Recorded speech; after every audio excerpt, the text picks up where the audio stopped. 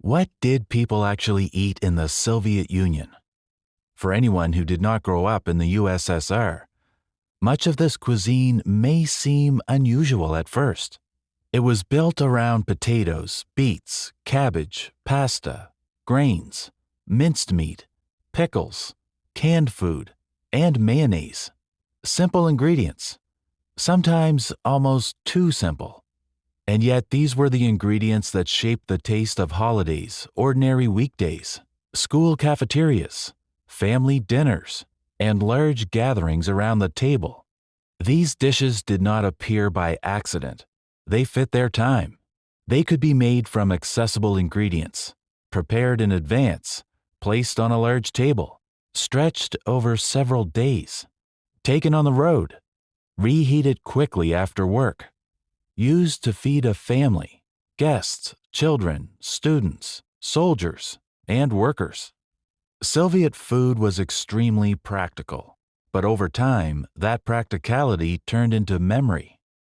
Olivier salad, herring under a fur coat, Navy-style pasta, pelmeni, Ukrainian borscht, cutlets, and vinaigrette are not just recipes from the past. Through them, you can understand how everyday Soviet life worked, what people bought, what they stored at home, what they considered festive, how they cooked ahead for several days, and why simple food became part of family history.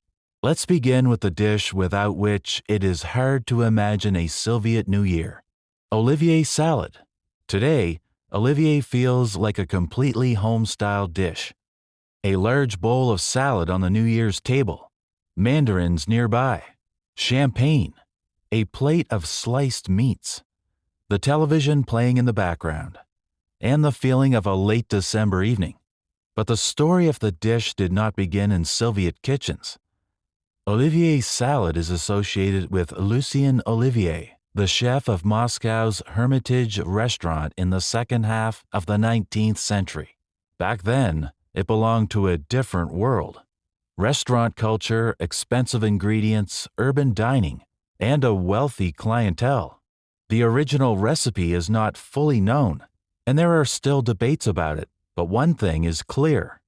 That salad was very far from the familiar Soviet version, with potatoes and boiled sausage. It may have included game, crayfish tails, capers, olives, and a complex dressing. It was not a dish for the mass table. It was for people who could afford restaurant luxury. Then the country changed. The old restaurant world disappeared. The whole logic of eating changed. Expensive and rare ingredients gradually left the recipe. In their place came things ordinary families understood and could actually get: potatoes, carrots, eggs, pickles, canned peas, mayonnaise, and boiled sausage. That is how Olivier stopped being a dish of the elite and became the main Soviet holiday salad. And that is its real story. The Soviet Olivier was not trying to copy the original. It became a dish of its own. Simple, filling, convenient, and perfectly suited for a holiday. It could be made in advance. It kept well in the refrigerator. You could make a lot of it. An entire large bowl. Children and adults both understood it, and most importantly, it created a feeling of abundance. In a Soviet apartment, a big bowl of Olivier on the table meant the holiday had begun. It was often prepared by the whole family. Someone peeled the boiled potatoes. Someone chopped the carrots. Someone opened the can of peas. Someone diced the sausage, trying to make the cubes even. Mayonnaise was added at the end, and ordinary ingredients turned into what many people still remember as the taste of New Year. Every family had its own version. Some added apple. Others thought that was unnecessary. Some made Olivier with chicken. Others insisted on boiled sausage. Some liked extra pickles.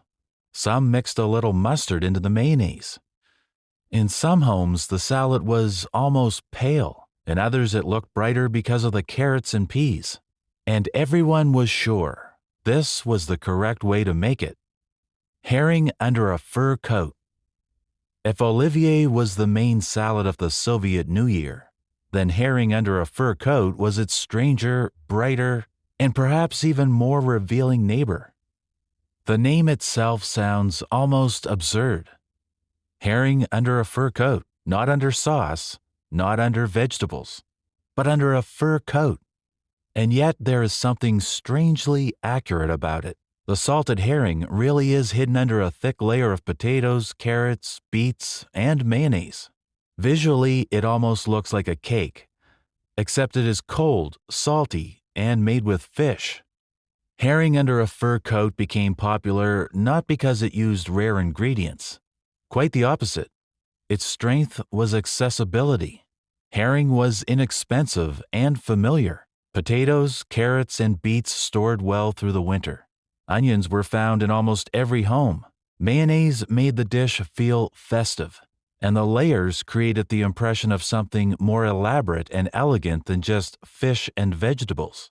This is a very Soviet principle. Take simple ingredients and assemble them into a dish that looks richer than it actually is. A holiday table in the USSR was supposed to make an impression, even if there was no real luxury behind it. Only the skill of stretching and arranging available products. Salads played a huge role in that.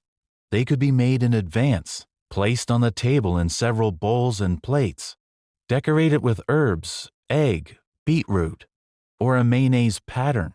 That created a feeling of abundance. Herring under a fur coat fit perfectly into this system. It was made in layers. First herring, then onion, potatoes, carrots, and beets. Sometimes eggs were added. Each layer was spread with mayonnaise. Then the salad was placed in the refrigerator to rest.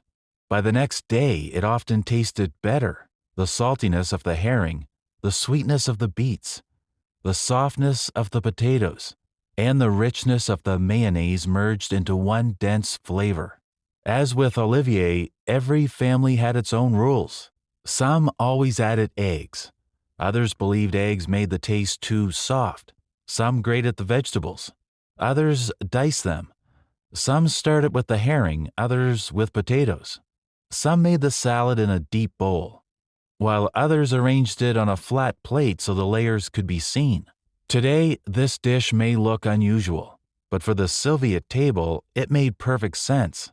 It was accessible, colorful, convenient, could be prepared ahead of time, and looked impressive enough to stand next to other holiday dishes. Navy-style pasta. After the holiday salads, it's worth turning to everyday food. Navy-style pasta was one of the simplest Soviet dishes. It had no decoration, no elaborate presentation, no refined culinary technique, just pasta, meat or canned stew, fried onions, salt and pepper. But dishes like this often tell us the most about everyday life. The name Navy style is connected with naval and military practicality. Pasta keeps for a long time. Canned stew keeps for a long time. Onions are almost always available. Everything can be cooked quickly and in large quantities. This kind of food suits a ship, a barracks, a hiking trip, an expedition, a dormitory, and in an ordinary family that needs to put something filling on the table after work. In Soviet cooking, this mattered. Food had to be reliable. It did not have to be beautiful. It did not have to be complicated. It just had to feed people. Navy-style pasta did exactly that.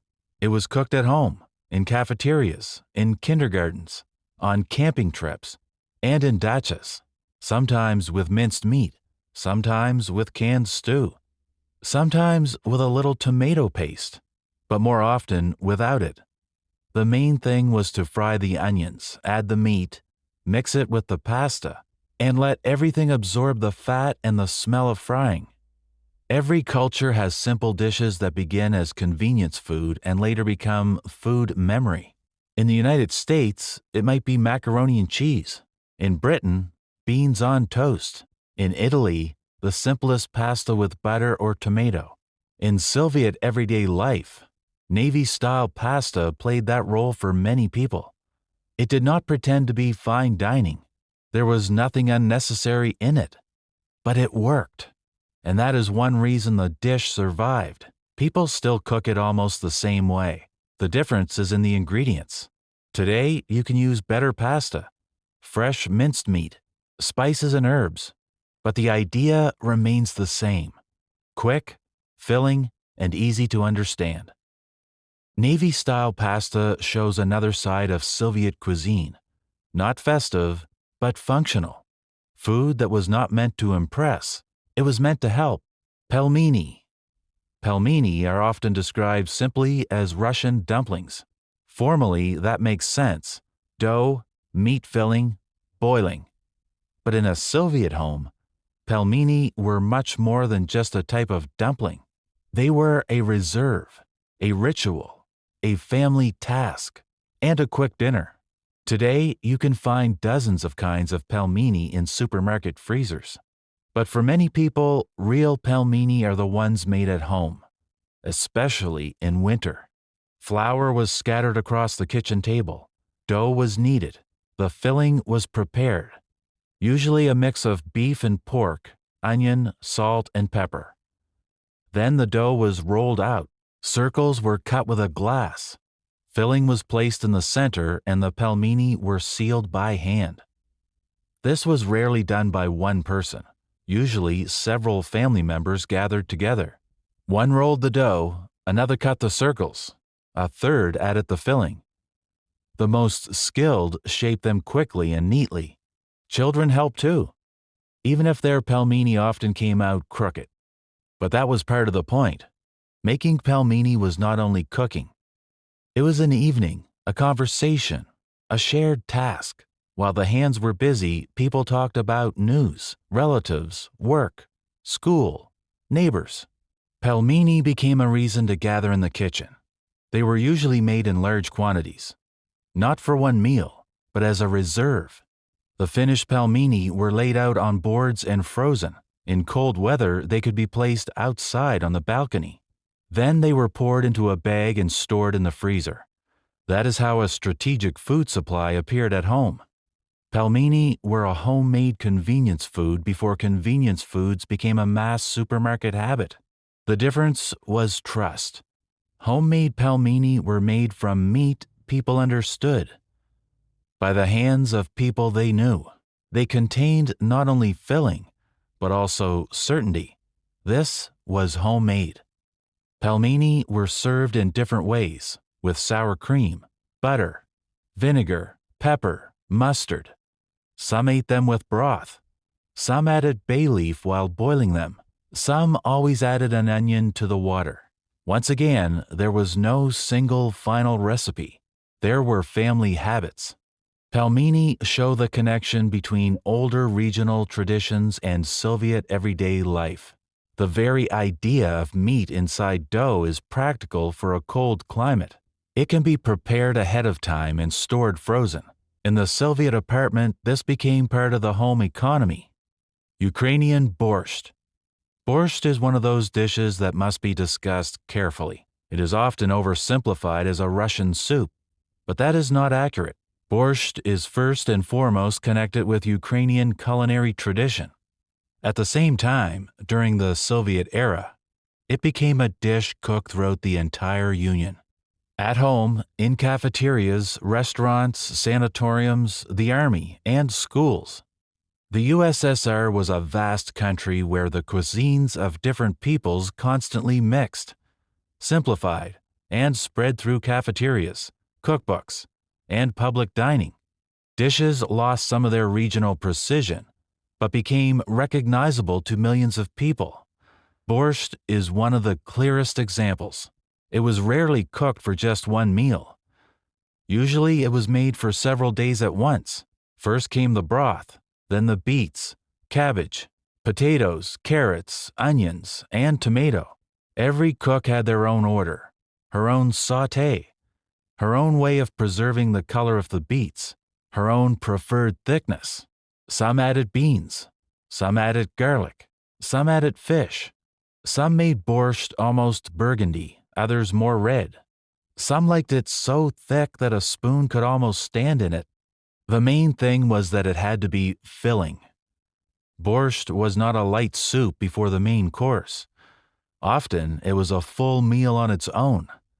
It was served with black bread, sour cream, sometimes garlic, sometimes salo, and sometimes pampushki, especially in a more Ukrainian tradition. For a Soviet family, borscht was convenient.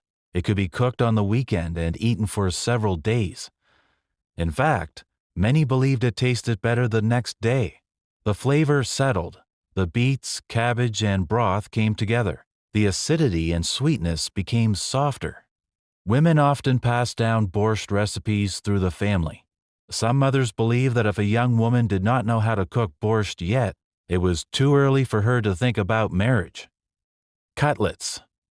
Cutlets were one of the most recognizable dishes of Soviet everyday life. The word can be misleading. In some languages, a cutlet means a whole piece of meat, something closer to a chop or a schnitzel. But a Soviet cutlet was usually made from minced meat, onion, bread, salt, pepper, and sometimes egg. Cutlets were cooked everywhere, at home, in school cafeterias, in factory canteens, in kindergartens, in sanatoriums, on trains, in cafes.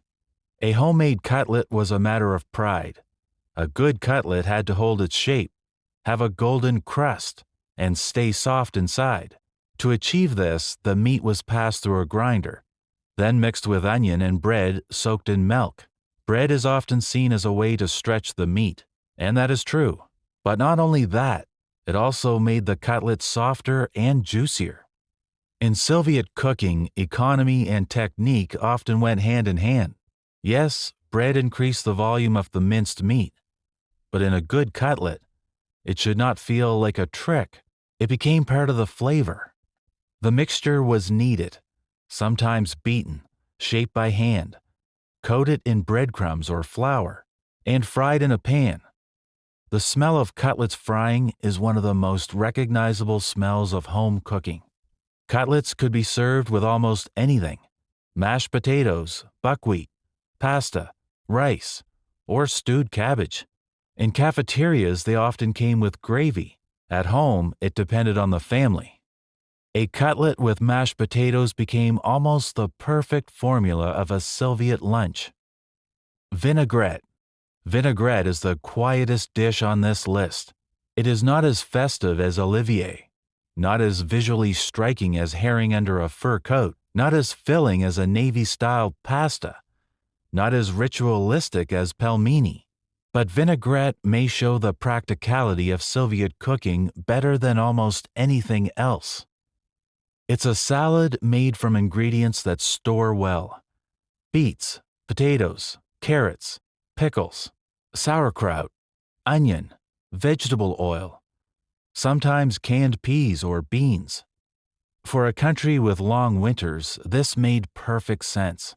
Fresh vegetables were not always available in winter, especially outside major cities. But root vegetables, pickles, and sauerkraut were part of the home supply. Vinaigrette is not a salad of abundance. It is a salad of storage. And yet it is colorful. Beets turn everything red or pink. Carrots add orange. Potatoes bring softness. Pickles and sauerkraut bring acidity. Onion adds sharpness. Oil brings it all together. There are no expensive ingredients in it, but there is balance. The name vinaigrette comes from French and is connected with vinegar dressing. But in Soviet everyday life, the word lost any sense of foreignness. Vinaigrette became completely familiar. Simple, homemade, and easy to understand. It was prepared on weekdays and holidays in cafeterias, schools, kindergartens, and at home. It was convenient because it barely depended on the season. Everything needed for it could be found in a cellar, pantry, refrigerator, or among homemade preserves. Vinaigrette also had its variations. Some added beans, some added peas, some insisted on sauerkraut, some made it only with pickles. Some dressed the beets with oil separately so they would not immediately color the rest of the vegetables. Others preferred the bright pink version, where everything was mixed together. What is interesting is that vinaigrette has changed less than many other Soviet dishes. Olivier can be made with shrimp or expensive meat. Cutlets can be made from turkey or fish. Pelmeni can have different fillings. But vinaigrette almost always remains itself. Soviet cuisine was not a cuisine of abundance. Often it was a cuisine of limits. But within those limits, people found ways to make food feel homemade, filling, and festive. That is why these dishes have not disappeared. They survived the USSR, changing stores, new products, food delivery, restaurants, diets, and the fashion for healthy eating. They can now be made differently, lighter, more expensive, more elegant, more modern. But at the core, the meaning remains the same.